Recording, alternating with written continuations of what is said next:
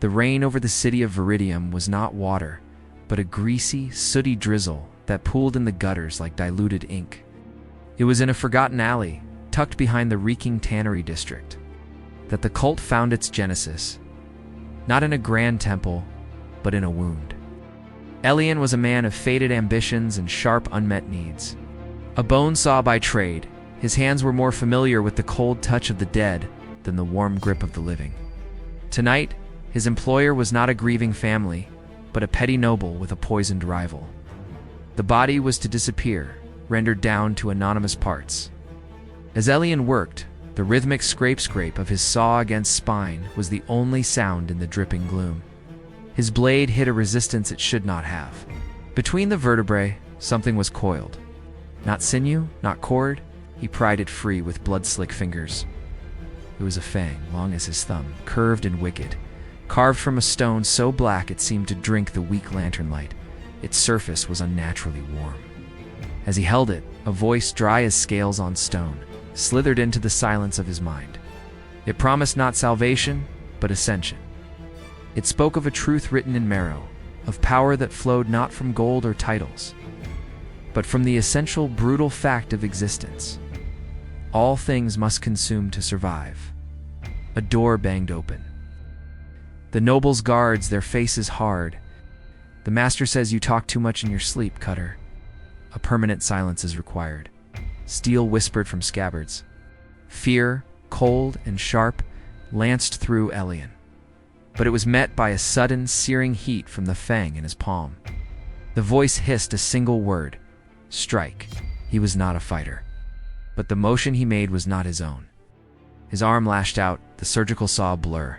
It was not a clean cut. It was a savage tear across the first guard's throat.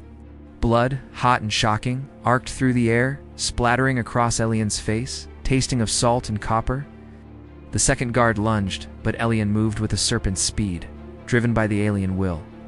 He drove the black fang itself into the man's eye, feeling it pierce deep with a sickening crunch. Silence returned, heavier now, thick with the smell of iron and voided bowels. Elian stood panting, painted in the vitality of others. The voice purred. The first sacrament is blood. The first truth is hunger. You have fed me. Now you shall feed others. He looked at the two corpses, then at the fang, now pulsing with a dim, inner carmine light. The horror was there, trembling in his gut. But beneath it, something else bloomed. A terrible, clarifying purpose. He was no longer Elian the bone saw. He was the first fang. He did not flee. He worked. With meticulous, unhurried strokes, he performed his final surgery. From each body, he took a specific bone, the hyoid from the first, the stapes from the second. The voice instructed, showing him a pattern, a symbol of a coiled serpent consuming its own tail. He arranged the bones on the filthy stones, using the still-flowing blood as his pigment. As the symbol was completed, the blood within its lines seemed to darken, to congeal into something glossy and potent. The black fang throbbed, and Elian felt a thread of power, thin but undeniable, stitch itself into his soul. It was a cold, hungry connection. He left the alley before dawn, the fang hidden against his breast. The bodies, drained of symbolic significance, were left for the rats. The cult did not begin with a sermon or a gathering. It began with a slaughter in the dark, a whispered secret, and a man whose emptiness was now filled with a sacred, devouring hunger. The foundation was laid not in stone, but in bone and blood. And somewhere in the shadows, the great serpent, pleased with the first morsel, began to stir. A fever dream descended upon the underbelly of Viridium. It did not roar, it seeped. Like a venom working through a circulatory system, the new faith moved through the city's forgotten veins. It began with the broken, those whose lives were a slow bleed of hope, a beggar missing a leg, whispering of a warm black stone that promised an end to phantom pain. A debt-ridden gambler, speaking of a voice that assured him the house always wins, if one knows the true rules of the game. A heart-sick laundress, her hands raw, dreaming of a serpent whose coils offered a forgetful embrace. They were the first conduits, and their longing was the kindling. Elian, now known only as the First Fang, was no preacher. He was a surgeon of souls, and his method was contagion. He did not gather crowds. He selected In the flickering dark of a foundry basement, he faced his first three acolytes: the beggar, the gambler, the laundress. Their eyes were wide with desperation and the faint. Reflected crimson glow of the artifact he now wore on a cord of braided sinew around his neck. "The world feeds on you," he stated, his voice carrying the dry rustle the fang had imprinted on him. "It consumes your time, your strength, your spirit. The serpent offers a reversal. To consume and return is not sin, it's a sacred balance." He produced a clay bowl and a ritual knife, its blade forged from the same obsidian as the fang. No command was needed. The gambler, his hand shaking not from fear, but from a terrifying need, extended his palm. The knife descended. Blood, dark and urgent, welled and spilled into the bowl. The laundress followed, then the beggar. Their vital essence mingled, a sacrament of shared sacrifice. Elian dipped his fingers into the bowl. With the blood, he painted a single, simplified rune, a jagged sigil of hunger on each of their foreheads. As the cool, sticky liquid touched their skin, a jolt passed through them. Their pain didn't vanish, sharpened, transformed from a burden into a weapon. The beggar's stump throbbed with a new predatory awareness. The laundress's exhaustion became a patient, waiting stillness. The gambler's desperation crystallized into a lethal focus. "Your hunger is your prayer," Elian hissed. "Now go, listen. Find those whose whispers match the ache in your own chest. And feed." The whispers became a network. Cutpurse found that the sigil scraped onto a slate and hidden in his sleeve made shadows cling to him like a second skin. His next victim, a merchant's clerk, felt only a cold kiss on his neck before his purse vanished, and a single drop of his blood was smeared on the slate. The sigil drank it, glowing faintly. The power was minute, but it was real. A bouncer at a tavern, plagued by a rival's bullying, carved the sigil into the handle of his cudgel. In the next confrontation, his swing carried the weight of a profound and hungry void. The rival's arm broke with a sound like a damp branch snapping, and the bouncer tasted copper on his tongue as the man screamed. The cult grew, not in a congregation, but in a constellation of isolated hungry stars. They recognized each other by a certain hollow look in the eyes, a particular reverence for the shadowed corner. They communicated in blood, a drop on a tavern counter, a smeared fingerprint on a door jamb. Their minor rituals were acts of predation, a cook pricking his finger to let a drop fall into the stew for the arrogant noble, who would later feel an unshakable chill. A street sweeper using a trace of his own blood to bind dust into the shape of the serpent, cursing a cruel overseer with a racking cough. The authorities noticed only a rise in petty, brutal crime and a strange, pervasive unease. The City Watch found crude, bloody symbols scrawled in alleys, but they were just graffiti, the work of degenerates. They did not see the pattern, the mycelial network spreading beneath the rot of the city. In his sanctum, the very tannery basement where it began, Elian knelt before a larger symbol etched into the stone floor, its channels filled with a dried, flaking blackness that had once been fresh blood. The central fang pulsed rhythmically, like a heart. With each minor sacrifice made in its name across the city, with every whisper of pain turned into a weapon, a trickle of power flowed back to the source. He could feel it, a cold current entering his veins. His eyes, once the dull gray of old knife blades, now held the flat, merciless shine of a serpent's scale. The coil was tightening. The whispers were no longer just in shadows. They were becoming a chorus, chanting a silent, hungry song. Preparing for the day they would have the strength to bite, not just steal. The foundations of Viridium, unseen by its rulers, were being gently, insistently, gnawed away. The Serpent Cult no longer whispered. It moved with a silent, collective hiss. Its members were no longer just desperate individuals, but parts of a single organism. A distributed nervous system sensing the city's vulnerabilities. The first Fang's basement sanctum had become a cramped womb, pulsating with the low, resonant energy of the central fang, which had grown to the size of a dagger and now rested on a tripod of interlocked human ribs. The walls were inscribed with the stories of their ascent, not in ink, but in carefully preserved stains. Handprints, arterial sprouns, the rust-brown blossoms of sacrificial offerings. Power, the cult discovered, was a cycle of hunger and satiation. Minor thefts and curses were no longer enough. The The serpent demanded richer blood, and in return, it bestowed tangible, terrifying blessings. A blacksmith acolyte, after ritually drowning a rival in a vat of his own quenching oil, found his hands could shape red-hot iron as if it were soft clay. The heat unable to scar his sigil-branded palms, a lamplighter, who offered the essence of a stolen child to the shadows, could now extinguish a street's worth of flames with a thought. Cloaking entire blocks in an unnatural, swallowing darkness that hid the cult's movements, the city's underbelly was systematically annexed. Rival gangs were not fought. They were infiltrated and consumed. A typical consolidation played out in the rat warren of the sewer market. The cult target was Rourke, a brute who controlled the illicit spirit trade. His enforcers were found one morning not dead, but profoundly altered. They stood like statues at their posts, their skin gray and cool. A fine pattern of scales etched across their flesh, their eyes vacant orbs of obsidian. They were husks, their life force drained, and their bodies turned into static sentinels, a warning and a display of dreadful new magic. Rourke himself was brought before the first fang. No blade touched him. Instead, 3 acolytes, their fingers sharpened into bony points, performed a living dissection. They did not take his organs, but something subtler: his will, his voice, his capacity for independent thought. What remained was a perfectly obedient, hollow-eyed servant who handed over his entire operation without a whimper. The cult's economy became blood and fear. Protection rackets flourished. But the protection was from the cult's own engineered plagues, rashes that bled, fevers that induced waking nightmares. The cures were administered in damp cellars, costing not coin, but a vow written in the supplicant's own blood on a parchment of dried skin. The city watch was baffled and corrupted in equal measure. Officers who investigated too closely succumbed to accidents or found themselves paralyzed by sudden consuming terrors.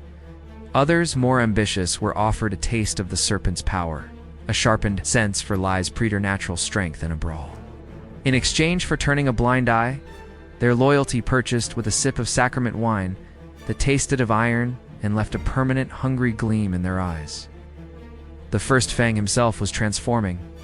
The man known as Elion was now a vessel, his form thinning, his movements possessing a boneless, unsettling grace. He rarely spoke aloud. His commands were pulses of intent sent through the network of blood sigils, felt by his lieutenants as a cold pressure behind their eyes. He fed only on the most potent offerings, the still beating heart of a captured city guardsman. The final breath of a rival hedge witch stolen in a ritual that left her body a desiccated shell. With each feeding, the central fang glowed brighter, and the whispers in his mind coalesced into a single, imperious voice that spoke of a coming alignment. A blood moon that would serve as a gateway for a greater portion of the serpent's essence to enter the world. The cult now operated with the efficiency of a predator coiled around its prey.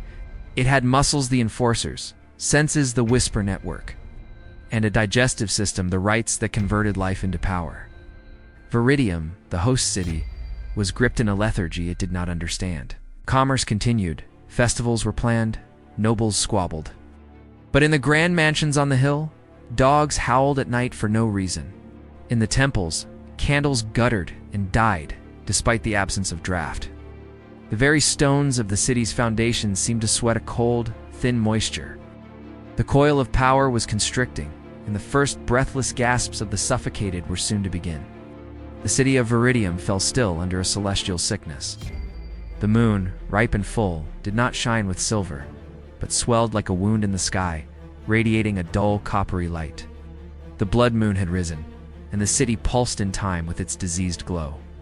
To its citizens, it was an unsettling omen, a reason to shutter windows and whisper prayers. To the Serpent Cult, it was a summoning bell, a doorway strained to its limit. All whispered directives, all patient predation ceased. Tonight was not for subtlety. The cult emerged, not from shadows, but as the shadow itself made flesh. They flowed from sewers and basements, from the attics of corrupted watchhouses, and the back rooms of complicit taverns. They moved in silent, ordered streams, their eyes reflecting the bloody lunar light, their bodies marked with fresh sigils drawn in ash and salt in their own blood.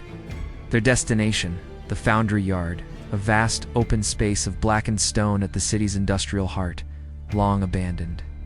It was to be their temple, their altar, their birthing pool. The first fang stood at the epicenter, obsidian fang, now the length of a forearm, hovered unsupported above a massive, spiraling channel carved into the foundry floor. He was scarcely human anymore. His skin was taut and gray, his limbs possessing an eerie, multi-jointed flexibility. The voice of the serpent was no longer a whisper, but a resonant command that vibrated in his bones and in the air around him.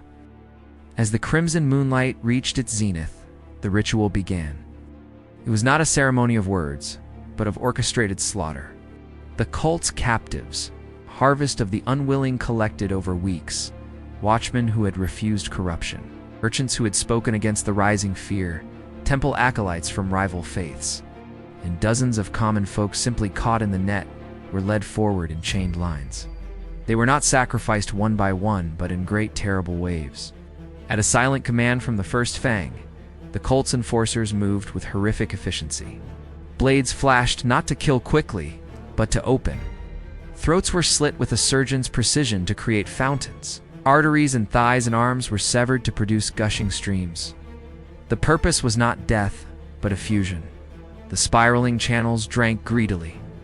Hot, vital blood flowed down the carved paths, following the serpentine grooves, a crimson river with dozens of tributaries feeding it. The air grew thick and metallic, a mist of blood hanging like a red fog in the copper light. The foundry stones, porous and thirsty, began to steam. With each life poured into the design, the hovering fang pulsed like a heart. A deep, subdoble hum shook the ground, vibrating up through the soles of the cultists' feet. The blood moon above seemed to swell further, as if leaning down to witness. Then came the pinnacle. The cult's inner circle, the blacksmith, the lamplighter, the hollowed gang Lord Rourke, and 6 others, stepped forward. They were not victims. They were willing conduits. They drew ritual knives and, in unison, plunged them into their own chests. Not deep enough to kill, but to pierce the pericardium, to tap the sacred spring within. Their blood, potent with stolen power and fanatical faith, joined the flood. This was the key. The ground shattered.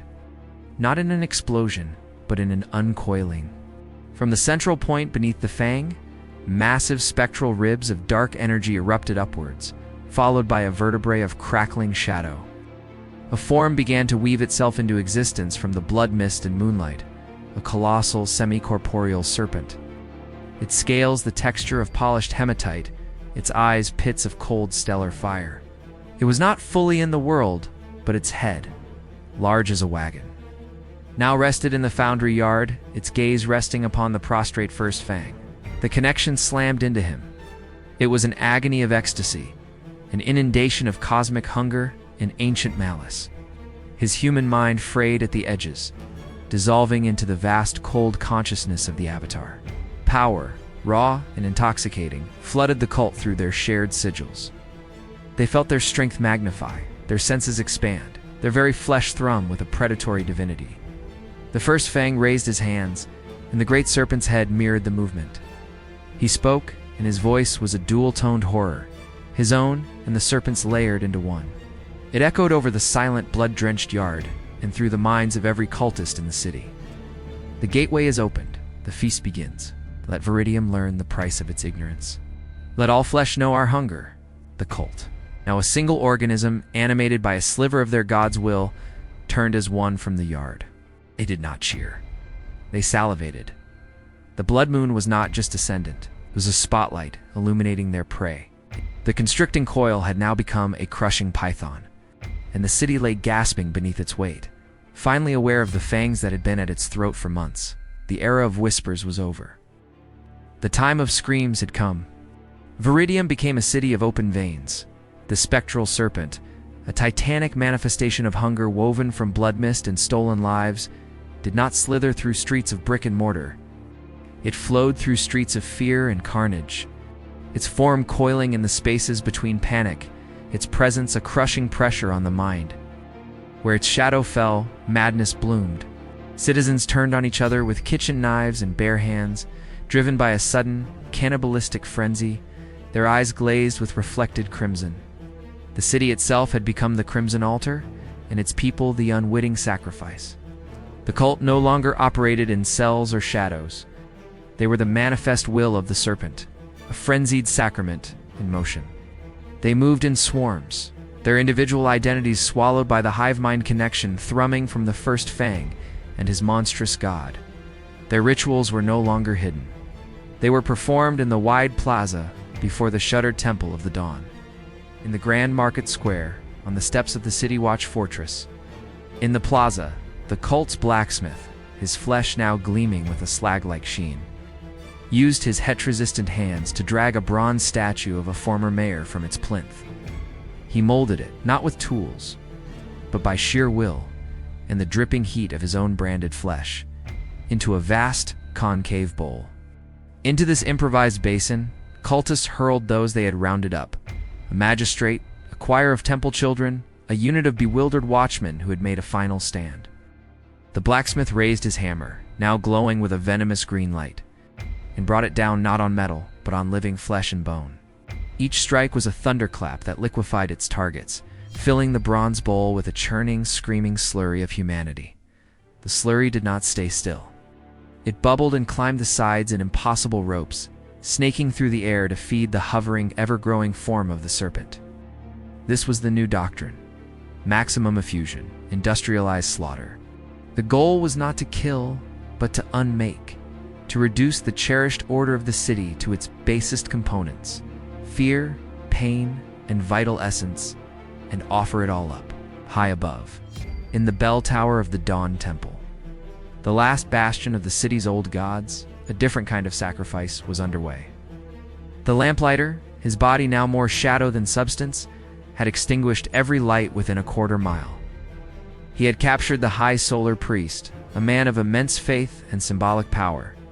The ritual was intimate, a perverse inversion of grace. The lamplighter used fingers of solidified darkness to slowly, meticulously peel the skin from the priest's body, not in sheets, but in long, curling strips, like the wicks of candles. Each strip was set alight with a black flame that burned without consuming. And the priest's agonized screams were not echoes in the air, but fuel that deepened the umbral cloak smothering the district. The first Fang himself was no longer a leader, but a vortex. He stood at the central nexus in the foundry yard, now a lake of congealing blood. The great serpent's head hovered above him, connected by a continuous, pulsing cord of ectoplasmic energy to the Fang embedded in his own chest. He did not command, he channeled. Every death, every drop of terror flowed into him, a torrent of power that was fracturing his mortal shell. His form flickered, moments of the man Elion visible. A face twisted in a silent scream, before being subsumed again by the serene, ancient malice of the serpent. Yet, within the frenzy, the first hairline cracks began to form, not in the city's defense, but in the cult's perfect unity. Acolytes on the far edges of the swarm, those newest to the faith or those with a shred of self left, faltered. The sheer, overwhelming volume of the horror, the loss of all individuality in the chorus of screams, stirred something dormant, a human nausea. They saw the blacksmith not as an exalted priest, but as a monster reveling in gore.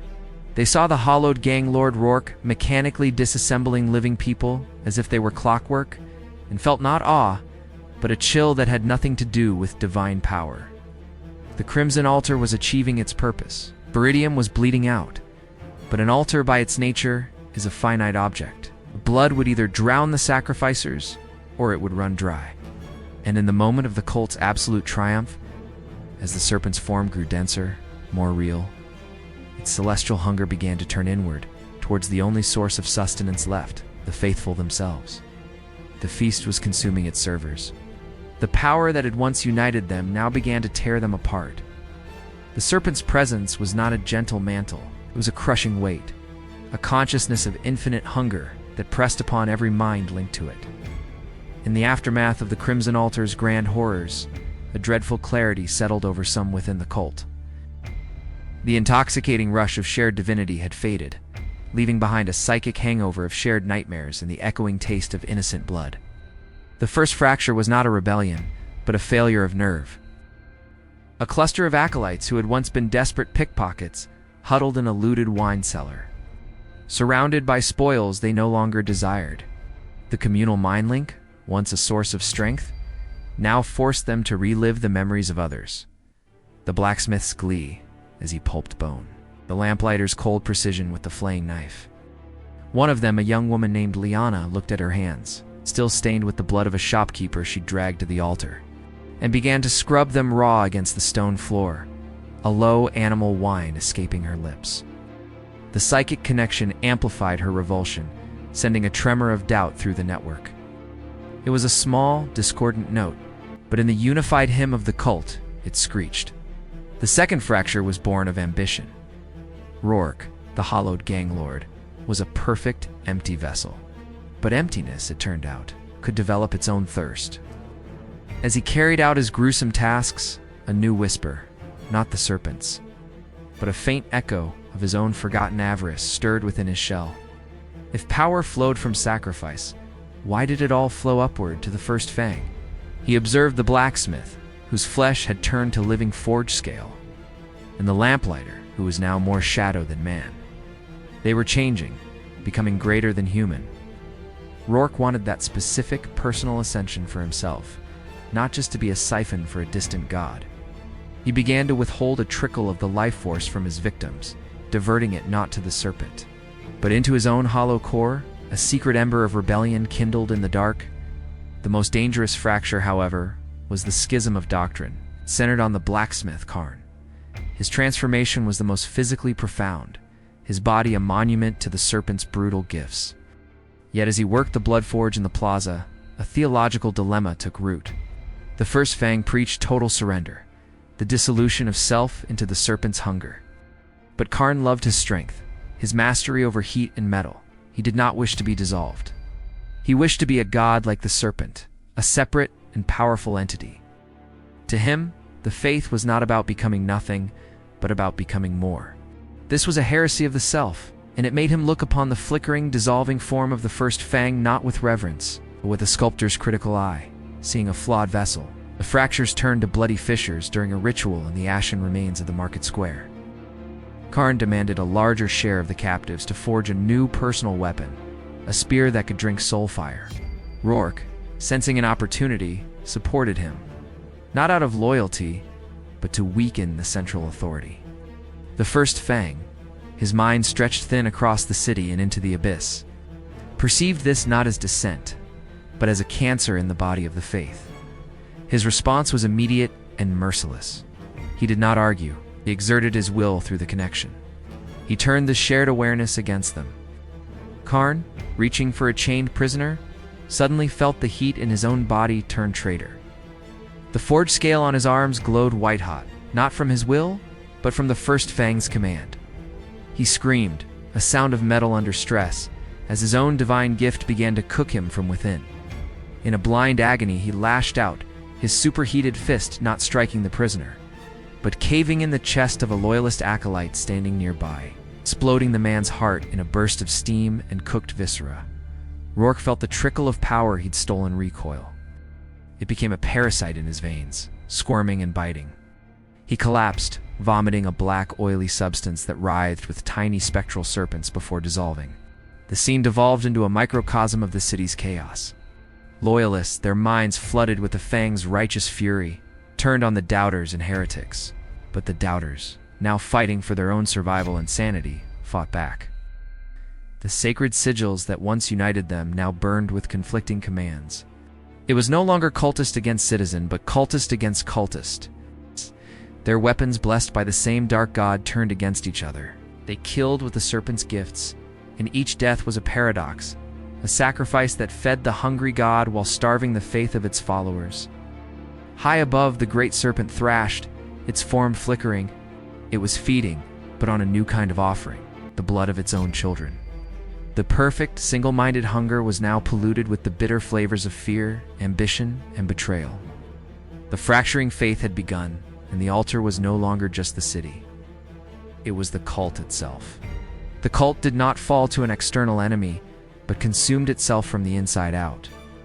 The fracturing faith had become a self-sustaining fire, and the great serpent, its essence woven from the cult's collective will, began to convulse in sympathetic agony. Its form, once a terrifying monument of coiled shadow and blood mist, now rippled and tore like rotten silk. With each betrayal, each heretical thought, a piece of its being unraveled into shrieking, incoherent energy that lashed the streets like spectral whips. The first Fang, a dissolving nerve center for this chaos, was trapped in a feedback loop of torment. Every death of a follower, whether by a city guard's spear or a rival acolyte's corrupted magic, was a psychic wound. The voice of the serpent was no longer a clear command, but a cacophony of dying screams and conflicting prayers. He stood in the foundry yard, now a charnel pit of blood and fallen loyalists, clutching the pulsating obsidian fang in his chest. His human form flickered wildly. One moment, the gaunt, fanatical prophet. The next, a tangle of screaming faces, the aggregated terror of all his victims pushing against his skin from the inside. Karn, the blacksmith, had become a rogue element. His body was a ruin of half-molten flesh and gleaming scale, his own stolen power, the only thing keeping him alive. He saw the unraveling not as an end, but as an opportunity. If the serpent's power was returning to the ether, he would seize it directly. He stalked the lesser battlefields, not fighting for the faith, but harvesting. With crude, brutal strokes, he tore the sigils from the flesh of dying cultists, both loyalist and heretic, and fused them onto his own body with bursts of stolen heat. Each stolen rune granted him a jolt of power, but also a fragment of the former bearer's madness. He grew in strength and monstrosity, a walking tumor of the faith, his mind a collage of screaming fragments. Meanwhile, what remained of Viridium's broken defenders, a desperate coalition of surviving City Watch, temple zealots from the dawn, and common folk pushed past fear into a feral rage, found their opening. They did not attack the cult's heart, but its frayed edges. They ambushed isolated bands of cultists who were already fighting each other. They used silver, salt, and fire, the old remedies for corruption, and found them newly effective against a faith whose divine protection was wavering. The final catalyst for total collapse came from the least of them. Liana, the pickpocket whose revulsion had been the first tremor, now huddled in the rubble with a handful of other shattered acolytes. They were trapped between the remnants of the loyalists and the advancing city folk. The psychic link was a torrent of pain, a howling void where the serpent's will had been. In that void, Liana did something unthinkable. Instead of praying to the serpent, she focused every ounce of her terror, her remorse, and her desperate will to live into her own fading sigil, and then pushed it away. It was a psychic severance, a self-amputation of the soul. The backlash was visceral. Her sigil burned into her forearm, blackened and cracked like overcooked clay. Blood, thin and shockingly red, welled from the cracks. A wave of null energy pulsed from her, a silent scream of rejection. It didn't harm the city folk, but for the cultists nearby, it was like a sudden vacuum. Their connections sputtered. For a second, they were just terrified people in blood-stained robes. Others saw, others imitated. It was not a coordinated revolt, but a pandemic of renunciation. Across the city, acolytes clawed at their own sigils, trying to dig the blasphemy from their flesh with knives, nails, and broken glass. Each renunciation was a snapped thread in the great tapestry of the cult's power. Each one was a tiny, personal unraveling that contributed to the greater one. The spectral serpent above gave a final, earth-shaking thrash. Its form wasn't being defeated. It was coming apart at the seams. Its substance, the collective fear, faith, and blood of its followers, dissipating like smoke in a gale. As it disintegrated, it released a final wave of uncontrolled energy. Windows shattered for miles.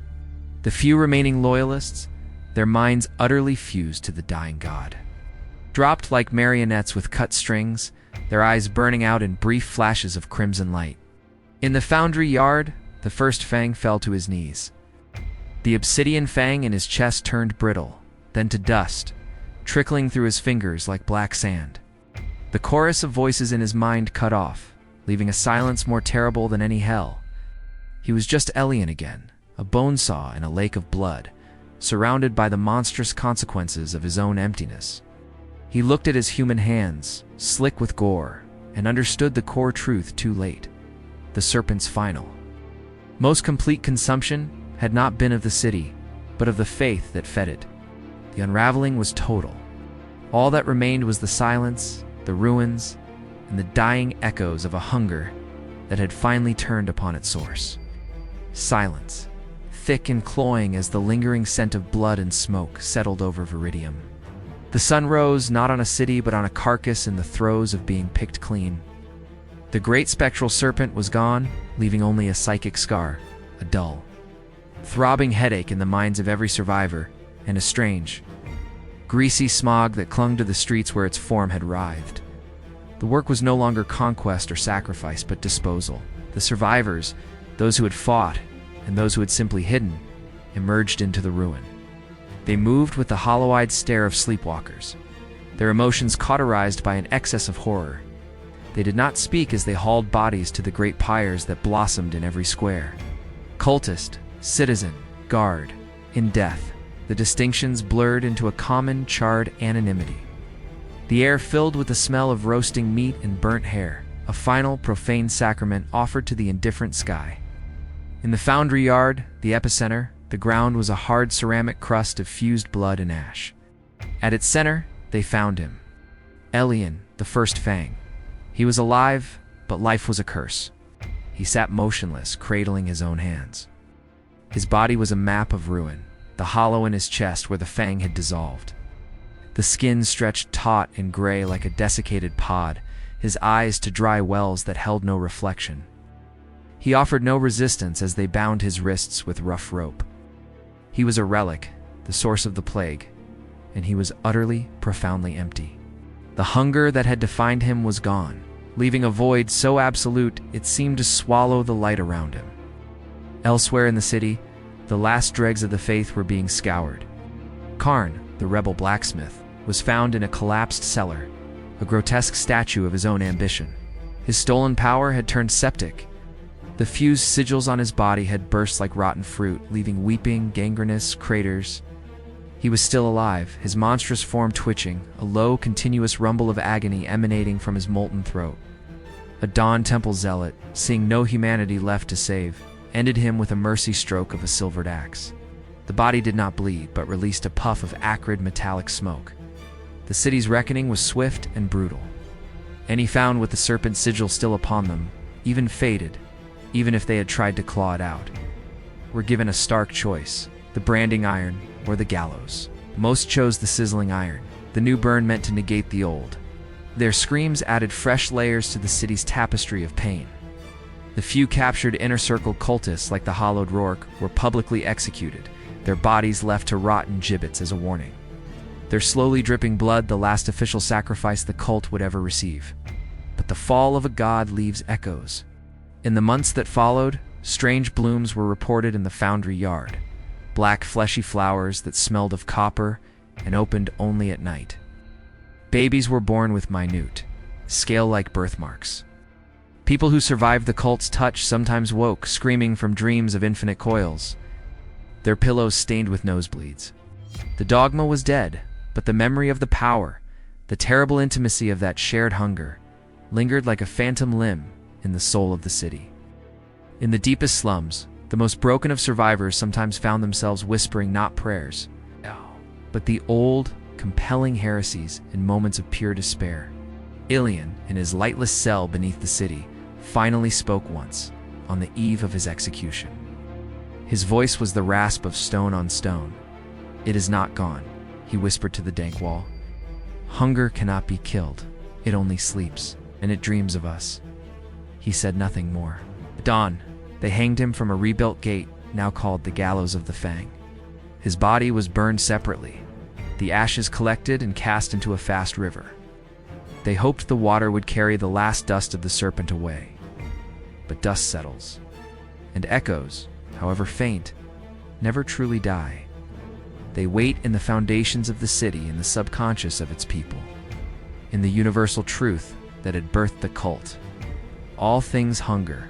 Viridium rebuilt, taller and stronger, its new walls meant to keep out tangible enemies. Yet in the quietest hours, the watchmen on those walls sometimes feel an inexplicable chill, a sensation of being watched from the darkness below by something old and patient and forever empty.